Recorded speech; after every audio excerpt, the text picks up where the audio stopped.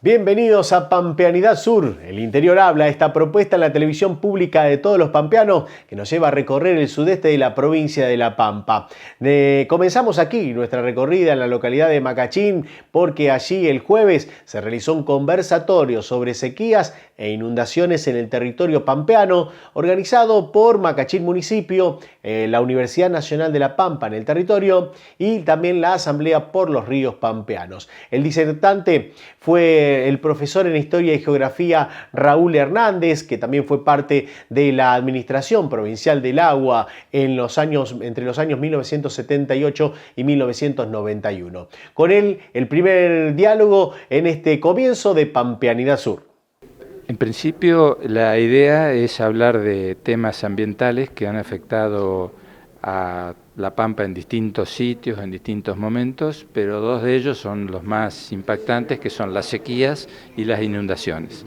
Entonces, acá lo que estamos viendo es una especie de repaso histórico de los momentos más destacados de las grandes inundaciones y de las grandes sequías.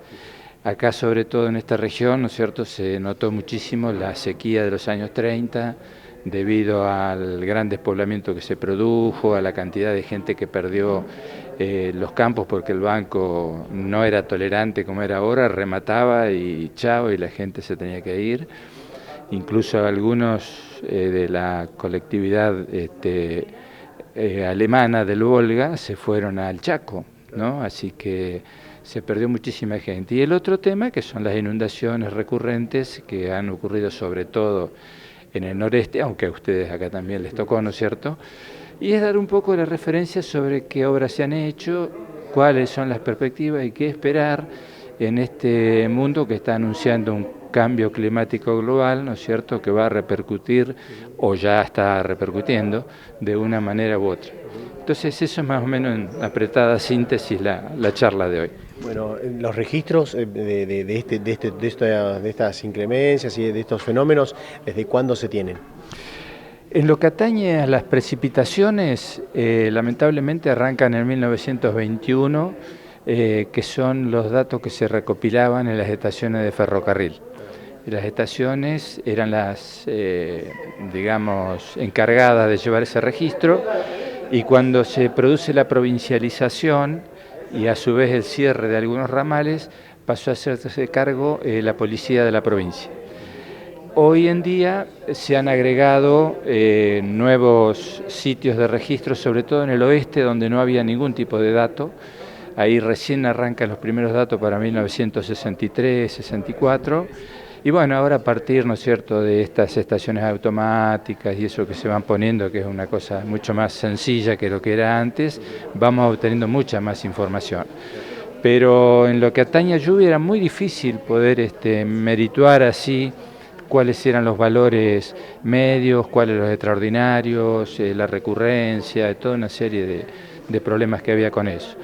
Y en lo que atañe a la parte climática, los registros de vientos y también de otros elementos, como puede ser la humedad, como puede ser también la interfase entre ellos, nos llevan a que pasaran estas cosas. O sea, sabíamos de la presencia de vientos, sabíamos de la velocidad de los vientos, pero también los datos que había no eran de certeza total. Estos datos, todo esto que ustedes van recopilando, ¿sirve para poder de alguna manera ver en qué momento quizás se puedan llegar a dar inundaciones o sequías? Es muy difícil prever. Si tenés en cuenta el Servicio Meteorológico Nacional, que es el organismo que se hace cargo de pronosticar, nunca te va a dar un pronóstico certero de más de 3 o 4 días. Ya después son tendencias, y a medida que se prolonga en el tiempo, ¿no es cierto?, la posibilidad de que tengas una dispersión cada vez más amplia hace que sea muy difícil. Sí hay tendencias que tienen que ver, por ejemplo, con el calentamiento de los océanos, el movimiento de las masas de aire, el movimiento del niño, de la niña, de la oscilación sur. Todo eso son componentes que a vos te permiten decir, bueno, acá pinta para que este año tengamos un año rico, un año pobre o un año neutro. Pero siempre tenés un margen muy grande de error.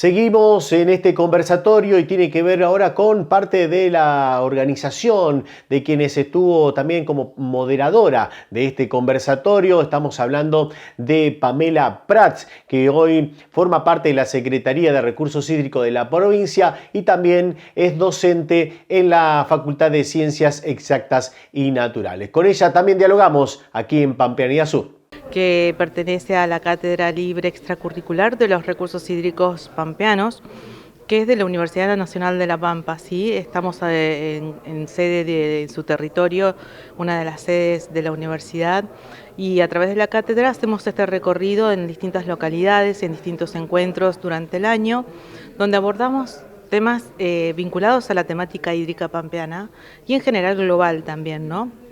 Entonces, hoy estamos acá presentes con esta temática. Como invitado especial se encuentra el profesor Raúl Hernández, que es un historiador, geógrafo, ha sido director de investigación hídrica en la provincia de La Pampa, docente universitario con una gran trayectoria en estas temáticas de historia e hidrología en general en nuestro territorio, y hoy nos va a relatar un poquito sobre historias de sequía e inundaciones en nuestra provincia. Bien. Bueno, esto nos contaba, tiene que ver con charlar un poco sobre la sequía y las inundaciones. Son dos fenómenos extremos que por ahí afectan mucho a la población y demás, ¿no?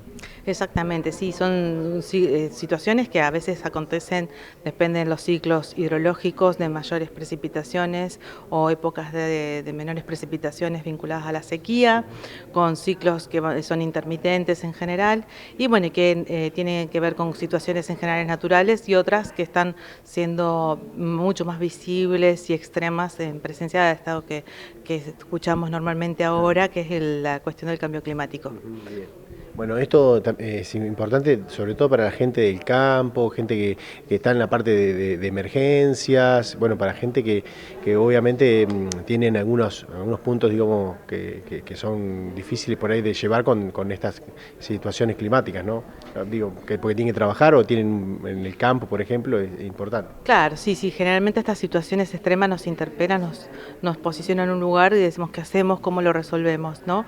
Lo que vamos a hacer hoy es simplemente hablar en un lenguaje común, en temas que son a veces que tienen una mirada a veces muy académica, y es hablarlo de una manera mucho más amigable para que todos podamos contar nuestras propias historias, ver cómo lo abordamos, qué nos sucede localmente en la región cuando nos enfrentemos a estas situaciones o de sequías o de inundaciones, y bueno, y cómo nos vinculamos entre los distintos actores sociales, digamos, de la comunidad ante estas situaciones. Por ejemplo, también lo interesante de estos encuentros, como digo, es que todos podemos contar nuestras versiones, nuestras historias, ver qué pasa en nuestro territorio, y bueno, y así conocer un poquito de nuestra realidad pampeana.